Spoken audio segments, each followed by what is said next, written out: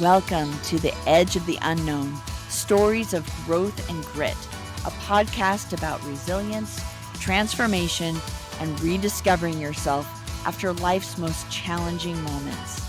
I'm Lisa, and I have walked the path of heartbreak, betrayal, and reinvention, and I am living every day as an adventure.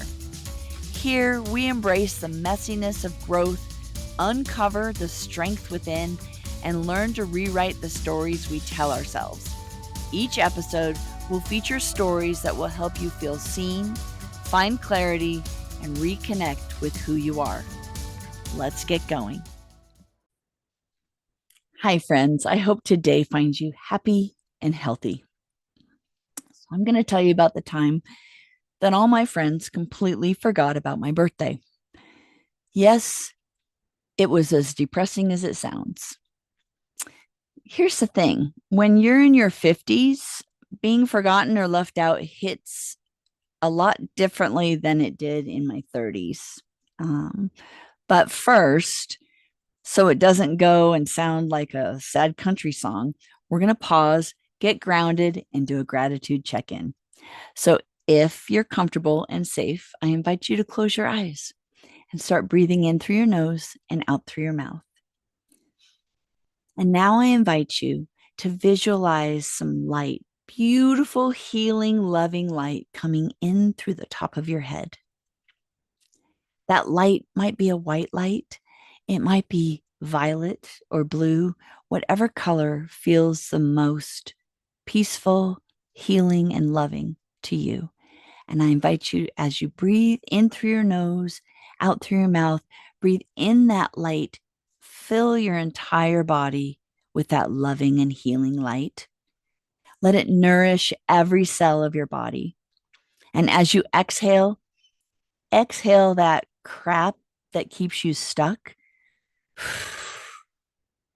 Visualize those bad thoughts as butterflies flying away. I invite you to continue to breathe in through your nose, out through your mouth, and let that light fill your heart space, go down, all the way down your arm to the tips of your fingers, down your legs to your toes, letting that light nourish every cell in your body. And now I invite you to take one long, last deep breath in, holding at the top, and then let it out long and slow, releasing that leftover stuff that keeps you stuck. And I also invite you to think about a few things that you're grateful for today. So today, the things that come to mind that I'm grateful for are the crisp fall weather here in Colorado.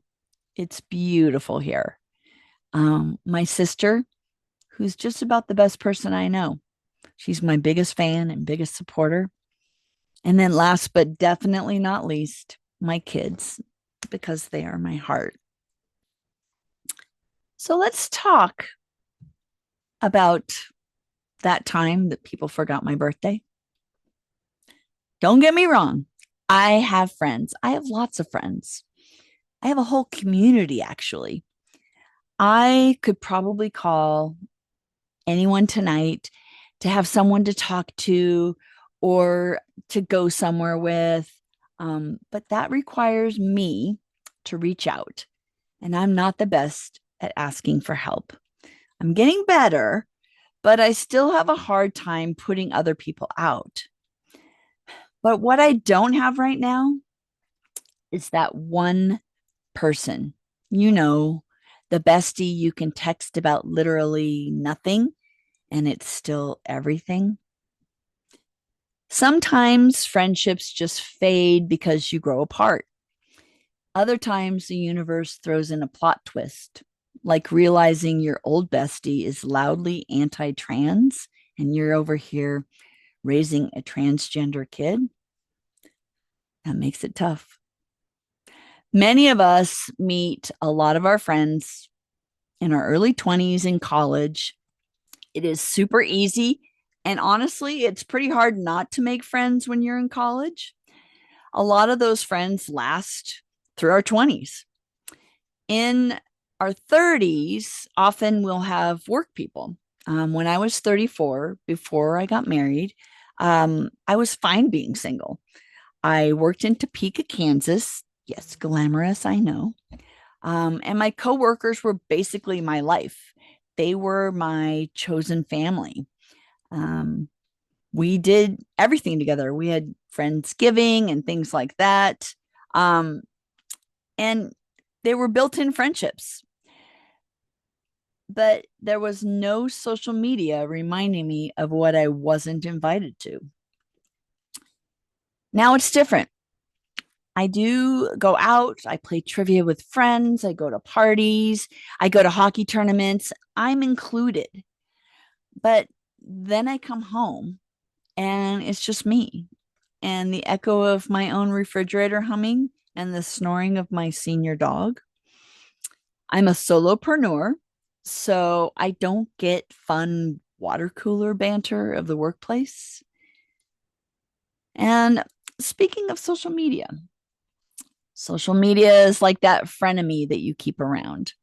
It connects you, but it also smacks you with FOMO on a Tuesday night.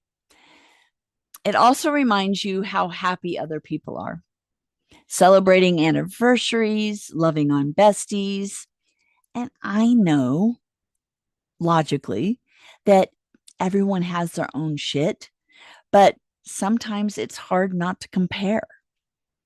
And yes, I do post my highlight reel too, not because I'm fake, but honestly because no one really wants to scroll past a picture of me crying in my ramen noodles. But here's where it got real. A couple years ago, I was locked out of Facebook. I had no Facebook for months. In some sort of glitch, my entire profile was removed. And it was honestly a good thing for most of the time, but not on your birthday.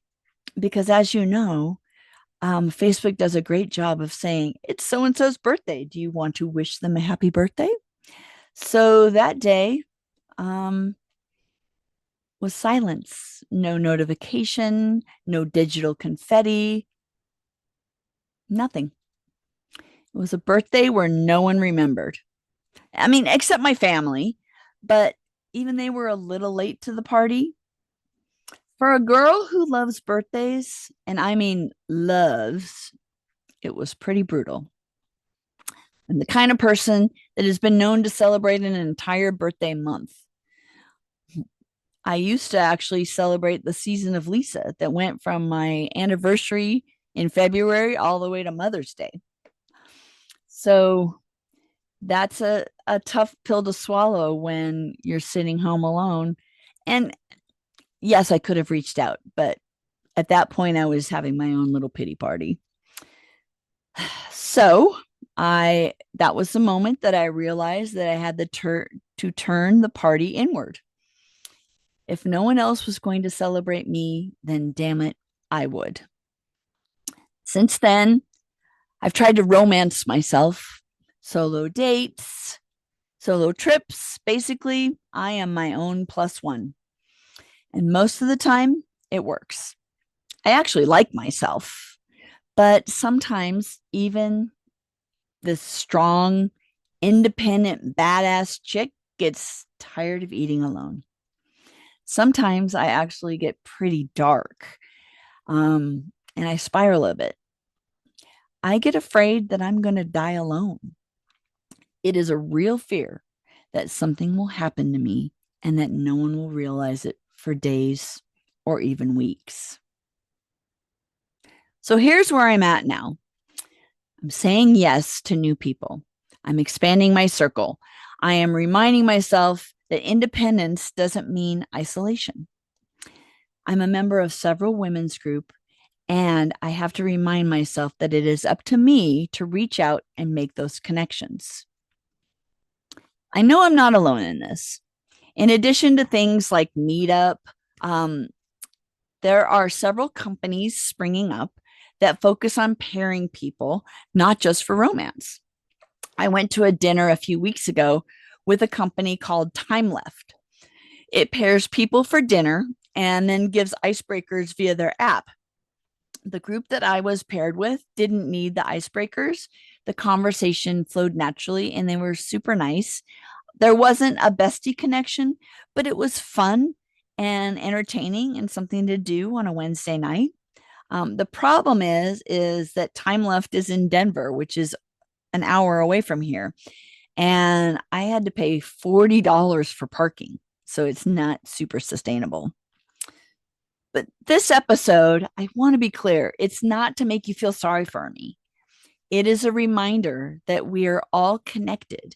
And even when we have a partner or a bestie, someone is out there alone and not necessarily willing to cry for help.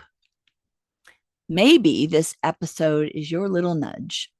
Don't wait for Facebook to tell you that your friend needs you. Reach out, call them, text them, send them a dumb meme. It matters. Okay, back to gratitude, just as a little, way to put a happy cap on it. Fall weather, my sister, my kids, and hey, the fact that you're here listening, that counts too. And if you've ever had your birthday forgotten or felt invisible in a room full of people, reach out. Send me a DM, send me an email. I would love to hear your story, and I would love to be there for you. Have a great day. Thank you so much for listening to The Edge of the Unknown. If this episode resonated with you, please take a moment to rate and review the podcast. It will help more people find my stories. If you know someone who needs to hear it, please share it with them. And if you have a story of resilience, transformation, or reinvention that you would like to share, I would love to hear from you. Whether you are navigating a major life transition or just want to talk about what's next, I am here to support you. Until next time, remember, you are stronger than you think, and your next chapter is waiting.